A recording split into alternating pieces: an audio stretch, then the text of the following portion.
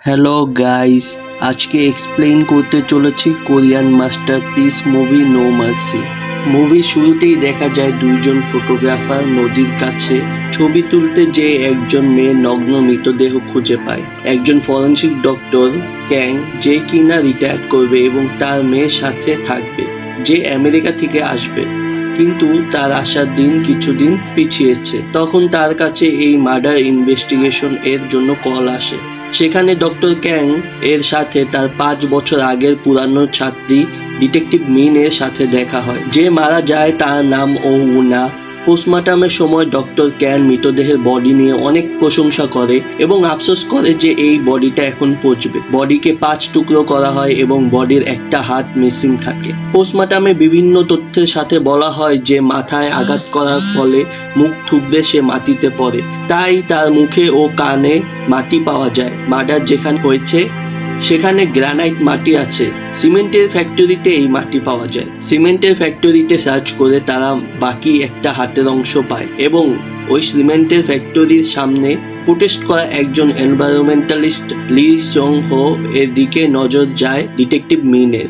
Murder সিনে পায়ের ছাপ তার সাথে ম্যাচ করে এবং বিভিন্ন তদন্ত করে ডিটেকটিভ মিন বের করে যে লি সিং হো খুনটা করেছে নদী রক্ষার জন্য আর ওই সিমেন্টের ফ্যাক্টরি বন্ধ করার জন্য, কারণ ওই সিমেন্টের ফ্যাক্টরি নানাভাবে পরিবেশ নষ্ট করছে। ডক্টর ক্যাং তার মেয়েকে এয়ারপোর্টে নিতে যায়, যার আজ আসার কথা। সেখানে একজন তাকে একটা এনভেলপ দেয় যেখানে তার মেয়ের কিডন্যাপ করা ছবি থাকে। তখন তাকে ডিটেকটিভ মিন জানায় যে লি সিং হো খুনের দায় স্বীকার করেছে।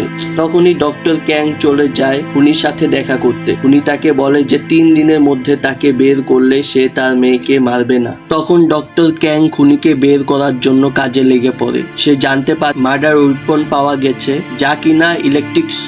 ডক্টর ক্যাং চালাকি করে ওই ইলেকট্রিক স এর ব্লেডের মধ্যে ব্লাড পরিষ্কার করে এবং ওইটার মধ্যে তার কুকুরের ব্লাড লাগিয়ে দেয়। তারপর সে খুনির সাথে দেখা করতে যায় এবং তার মেয়ের সাথে কথা বলতে চায়। সেখানে সে তার মেয়ের সাথে কথা বলে এবং তার মেয়ে তাকে বলে যে তারা তাকে মারতে চাচ্ছে, বাবা বাঁচাও। সে জানতে পারে যে পুলিশ মার্ডার ওয়েপন খুঁজছে, তাই সে খুনির বাসায় যায় খুন করা হাতিয়ার খুঁজতে। সেখানে গিয়ে সে দেখতে পায় যে সে এবং তার মেয়ের ছবি। সেখানে গিয়ে সে দেখতে পায় সে এবং তার মেয়ের ছবি এবং বিভিন্ন তথ্য দেয়ালে টানানো। মার্ডার হাতিয়ার সে পাওয়ার আগেই পুলিশ এসে পড়ে এবং একটা লোহার রড খুঁজে পায় যাতে ব্লাড লাগানো থাকে। ডক্টর খুনির সাথে দেখা করতে যায় এবং বের হওয়ার সময় তার সাথে ডিটেকটিভের দেখা হয়। ডিটেকটিভ বুঝতে পারে যে ডক্টরের কিছু হয়েছে। তখন ডক্টর ডিটেকটিভকে বোঝায় যে তার মেয়েকে কিডন্যাপ করা হয়েছে আর সে ডিটেকটিভের কাছে সময় চায় এবং বলে তাকে সবকিছু পরে বুঝাবে। ডিটেকটিভ রিসার্চ শুরু করে এবং খুঁজে পায় যে ডক্টরের সাথে খুনির আগের সম্পর্ক রয়েছে।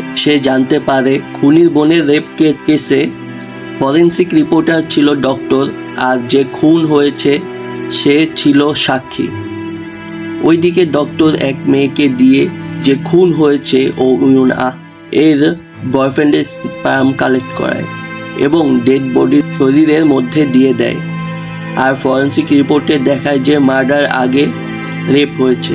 সে মনে করে তার সেই পুরানো কেসের কথা যেখানে 3 জন স্কুল স্টুডেন্ট খুনির বোনকে গ্যাং রেপ করে এবং সে বলে যে শরীর দেখে মনে হয় মেয়ের সম্মতিতেই হয়েছে, যা হয়েছে রেপ না।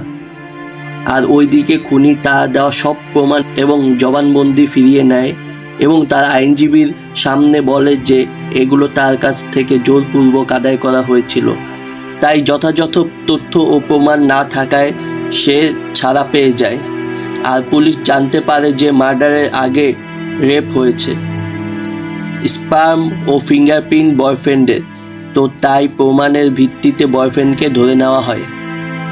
তখন ডিটেকটিভ মিন জানতে পারে ওই 3 জন স্টুডেন্টের প্যারেন্টস অনেক পাওয়ারফুল ছিল। ডক্টর না পেরে এভিডেন্স ঘুরায় আর ওই 3 জন মার্ডার হয়ে গিয়েছে। আর ওই কেসে যে সাক্ষী ছিল, যে ছেলেদের পক্ষে বলেছিল যে যা হয়েছিল খুনির বোনের ইচ্ছাতেই হয়েছিল, কোনো ফোর্স করা হয় নাই, ওই মেয়ে খুন হয়েছে। আর বাকি বেঁচে আসে শুধু ডক্টর।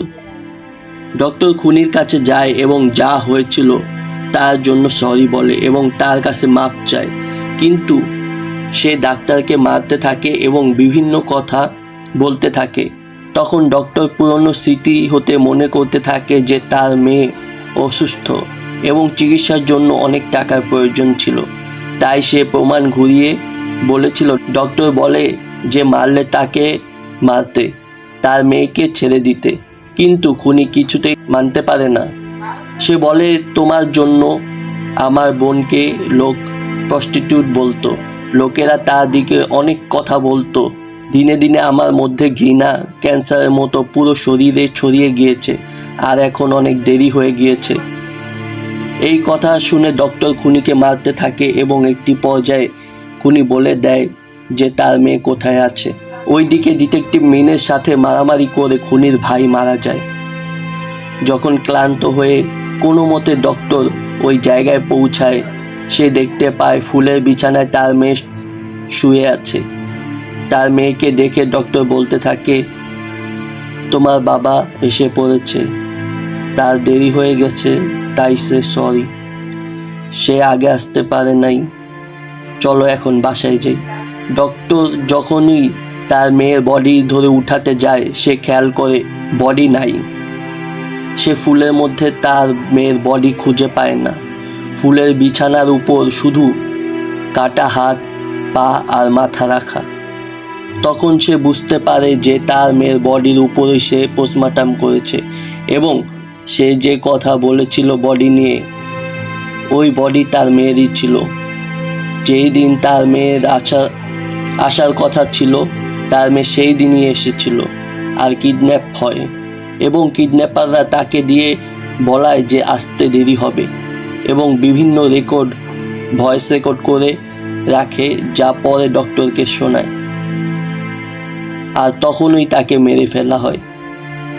এটা জানতে পেরে ডক্টর মাটিতে লুটিয়ে পড়ে কাঁদতে চিল্লাতে থাকে যে সে তার মেয়ের বডির সাথে কি করেছে